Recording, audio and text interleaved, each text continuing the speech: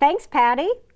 And now on Pet Pals TV, we are talking about why Grayson's tongue sticks out. You've seen him on Pet Pals TV many times, and we always get that question.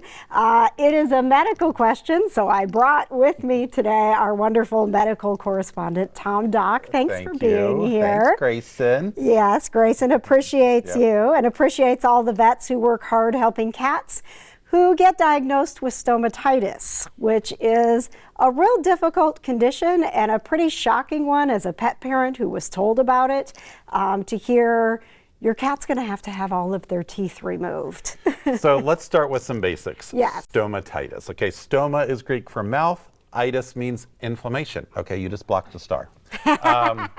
And so it's inflammation of everything in the mouth. And this is different than dental disease, okay? Grayson could have gingivitis, so inflammation of the gum tissue, or periodontitis, inflammation of everything around the tooth. This is everything in the mouth.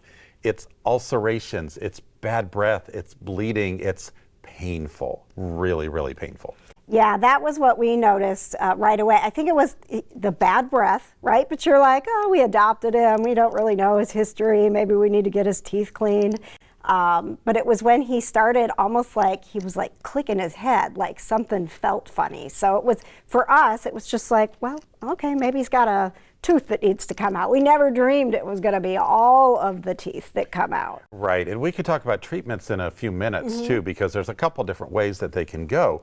But it's not just cats. Dogs get stomatitis. People get stomatitis as well.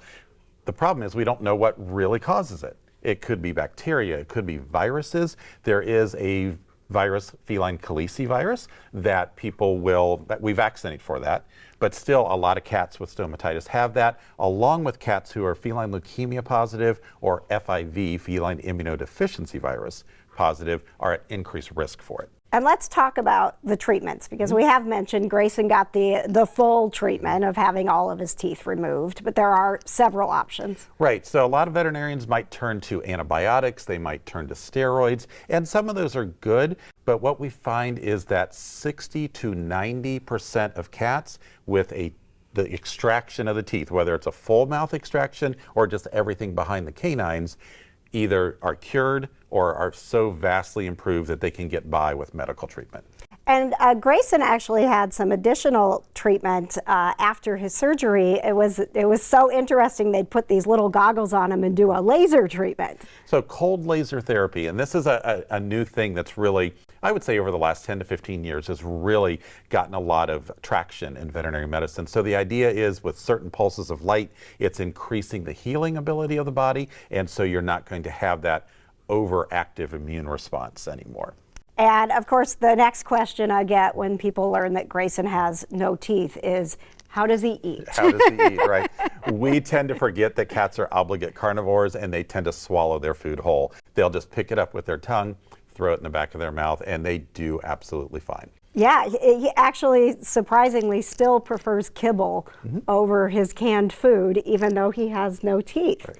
Well, thank you very much, My Tom. pleasure, always. I know when we found out about his diagnosis, we knew nothing, and it was very scary. So I'm hoping some pet parents out there today, if they get that same diagnosis, they can know. Grayson has been 7 years healthy since his stomatitis. Very they good. can have very long lives.